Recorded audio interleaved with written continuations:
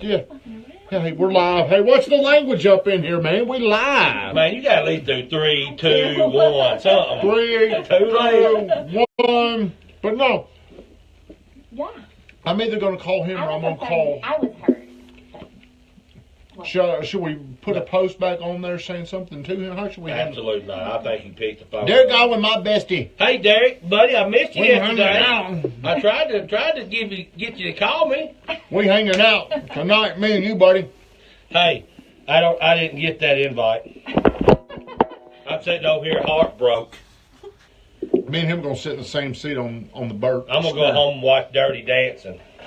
Hey, I hope my boy Derek Jones is on here, Mr. Cheetah. Hey, let's go back to what are you and my best friend doing tonight on the bus? I don't know. What's the situation? What's going down? These weekends. I wonder if I can tag you, man. I don't know how to tag. Oh, I need to log on. I done tagged you. I don't know what the hell that means, but I tagged you. It's your other best friend's birthday too today. Natalie Birch. Oh, was it a birthday? Well, we're all going out tonight to celebrate Natalie Birch's birthday. Oh, yeah, I understand that. That's cool. I'm locking you in. Oh, perfect. Oh, thank you. I'm getting my health on this morning, eating an orange. Everybody, it's Friday. I hope you're having a great day. Where is Swifty and Charlie? They not going to be a part of our show? Where's Cousin Charlie is on the interstate. He's almost to Gatlinburg. That's no excuse. He could call Why couldn't he waited and went after the show? You're watching. Bring them on. All right, guys, it's Friday. Hope you're looking forward to Friday. Friday shouldn't mean anything to you, though. It's just another day. That's Me not true. and Kathleen will be extremely productive this weekend. I guarantee you. You running this weekend, Kathleen? Am I doing what? Are you running this weekend? I don't know. Should I? I did 21. Hell yeah. Yeah, you should be running this. There's absolutely no reason. But here's what I'm talking about today. 2017. Dave actually joined. He's for real this time. That's the real Dave. How do I know it's the real? How do I know that's the real Dave? Heather White. What's up, Heather? Swifty's on here listening to us. Hey, Swifty. Hey, Swifty. Okay. 2017 was our very, very best year. Or my best year. Which Also, it's a you thing now. Well, it was... That's because he took me over. Yeah. I want to say it was my best year, but I have to credit the people around me. Go Cox. Okay, that's him. All right. Hey, Boy, they got a big football game coming up. be careful. We got a Duke coach on here right now, Dave. Be careful. So, the best year, but I'm looking back on 2017, and I'm pissed off. Me too. I'm pissed off because of how lazy I was. How lazy I allowed people to be around me.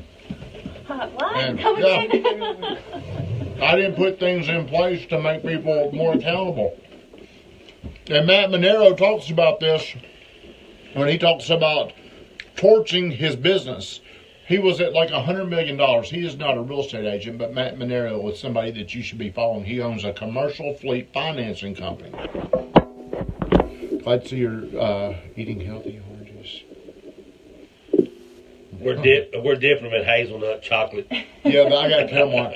But Matt Monero said he was going to torch his business. He was pissed off. Well, let's talk about, what are you talking about when you say torch? So, I mean, that's a slang. So let's explain what you're talking about. What do you mean when you say torch? Man, he came in with a camera. He threw all of his stuff out.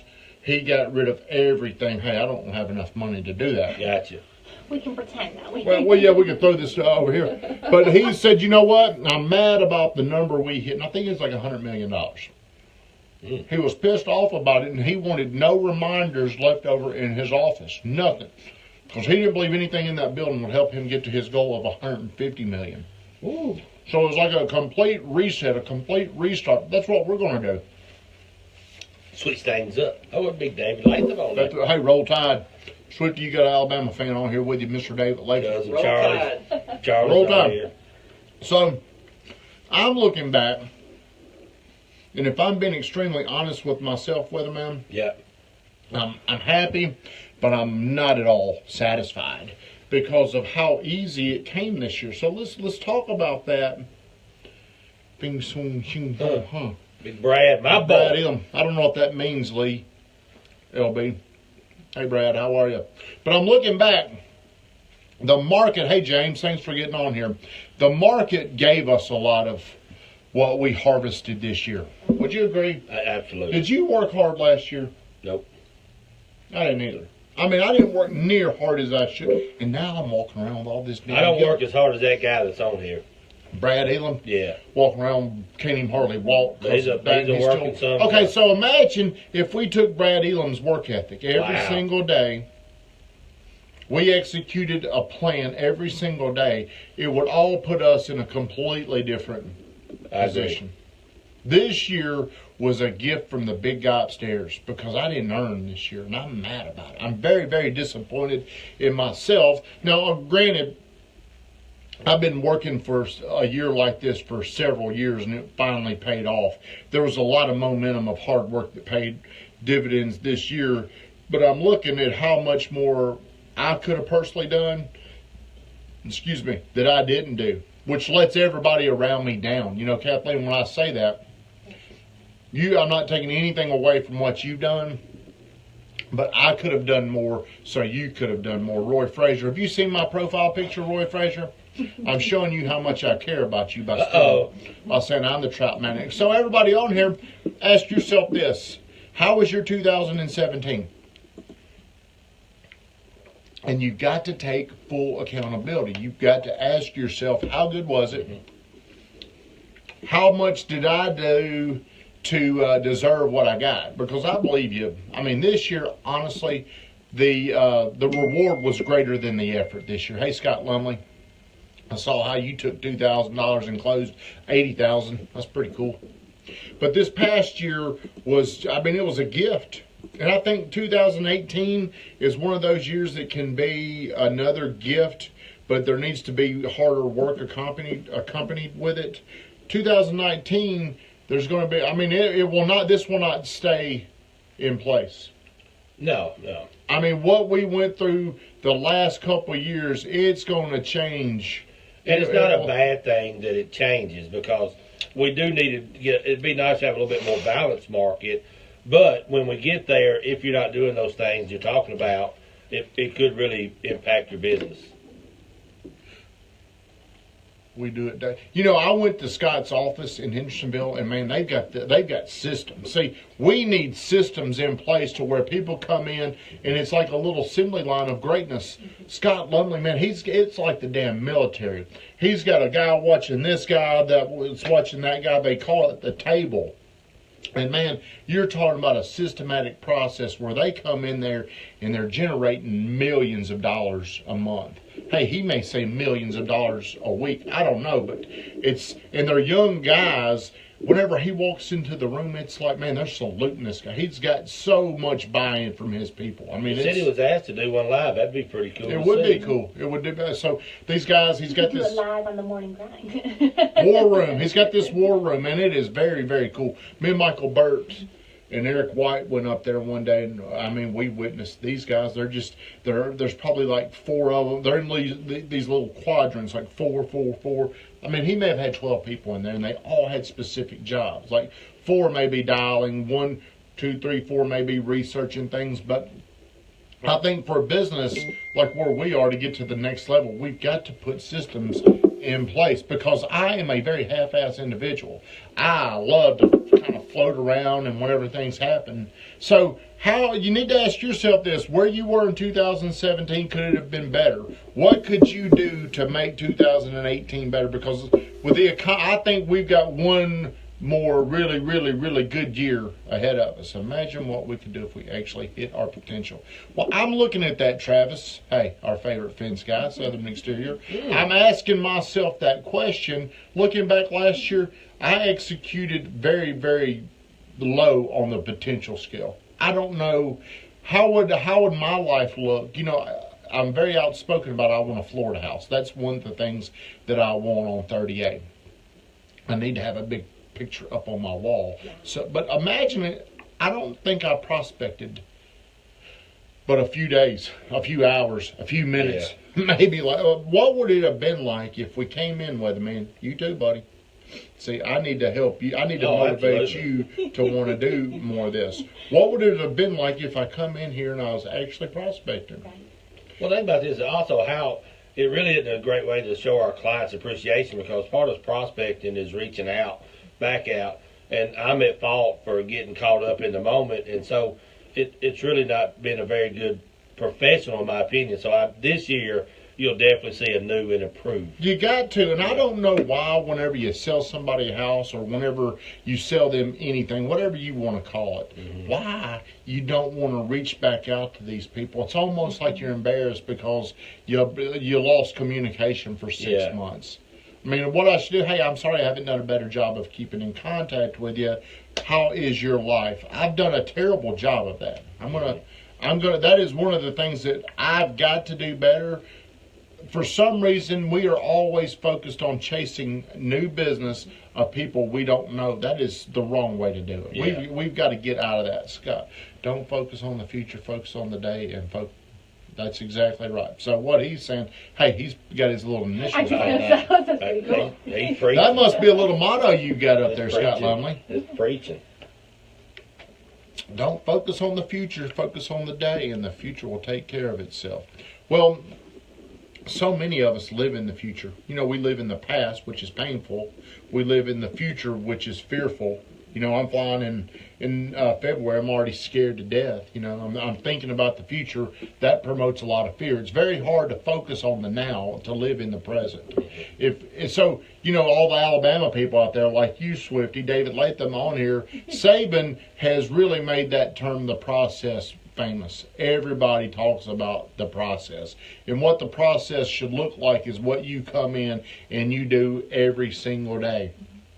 Perfecting what you do. It's the activity that you're doing. So like if you're an athlete, all the things that you're going through is part of your process. For a salesperson, I think coming in, improving your sales game, increasing your mind, and then going out and implementing what you know in terms of prospecting is part of the process. What are you writing down with, man? A thing we need to read about potential. Okay. How long have we been going? I don't want to bore people. 12 minutes. 12 minutes. It's gone by quickly. So here's what I'm going to tell you. Reflect back on 2017. Don't look at your result. Look at your process. Look at your activity. And when I'm looking back, the result I'm happy with. The process, the activity, I'm extremely disappointed in. And also, if you don't work on a team, and if you're an individual, whether it's insurance, whether it's financial management, whether it's real estate, find somebody that you know and have them keep you accountable. So have them check with you once a month. How's your numbers? What are you doing? There's somebody around you that will do that. And as bad as I hate to be held accountable, I hate it. I'm going to accept it this year in 2018. And I want to have consequences when I don't reach what I'm supposed to do. So find somebody, whether it's a mentor, whether it's a good friend, that'll be truly honest and help them get you to your goal in 2018. Now, what I would like to add to that, Weatherman, I don't want you to think I'm disagreeing with you. No, I don't. But I don't believe you focus on results. I think you focus on the daily grind of what you're doing because, you know, I think parents, a lot of times, they want to reward their kids. And, like, let's just say if one of your kids is playing soccer and one day they go out and they have 3 goals and you celebrate their 3 goals. Well, what if another day they go back out there and they play with the same effort, but the ball just doesn't go their way? They feel let down. So I think we need to constantly reinforce and appreciate the process, the grind, the game. That's what the game really is. It's really what you've done to get those results. Sure. Like, are you going to run a race this year? Yes, and I am going to complete. Okay. So let's talk. What are you going to run this year? We're going I'm to going put to do the middle half again. You're going to do the middle half again. So right now, every single morning, that's part of your process. When I see Kathleen out there lit up like a Christmas tree so nobody runs her over because she's running down the road at 19 degrees, that's her process. And she's tracking her time. She's seeing hey, I don't know I guess you can enjoy the journey, but I think it's okay to admit that, hey, I don't love the fact from 9 to 11 I need to come in here and do these few things. But I guess you do need to force yourself to fall in love with the journey. What I've noticed about habits is Once you start doing them, they're a lot easier to do. Yeah. Hey, what time do I wake up every morning? 4:50. What do I do when I get up? Head lucky. Head lucky. Look on the computer. Get on the computer. But My you know what? pre-workout. But none of that feels like it's hard for me. Right. I've been doing it so long. It is such, like she's saying, like LB saying there, it is a journey. It is my habit. It is something that I get up. Now, the hard thing is to get up and create these habits, to start doing them. That is very challenging, and it's okay. But don't give in. You fight through it. Like Brittany Renee now, she's getting up early. Once you get in the habit, it's not near as hard. It's so hard whenever you change. You get so much done. Oh yeah, I love getting up early now. I go to bed early. No, I get up early. Scott Lumley says habits can be bad without the right results. Now, when do you realize if your habits are not? When do you need to tweak them, Scott? When do you believe you should tweak your habits? When you eat milkshakes every night and you gain 50 pounds, it's time to quit eating milkshakes You every need to night. fill your routine with so many good habits that your bad habits drown. Ooh. Ooh. Say that again? You need to fill your good habits with so much that your bad habits drown. It sounds better. Yeah, it did sound. This is a little more polished. But no, you are right. You do have to. There is a scoreboard. There is a scoreboard that when you don't accomplish a desired result. Okay, now how quickly are you looking at that desired result, Scott? I believe quarterly are good. Growing pains hurt. Tweak habits. When you're bored, always create new habits.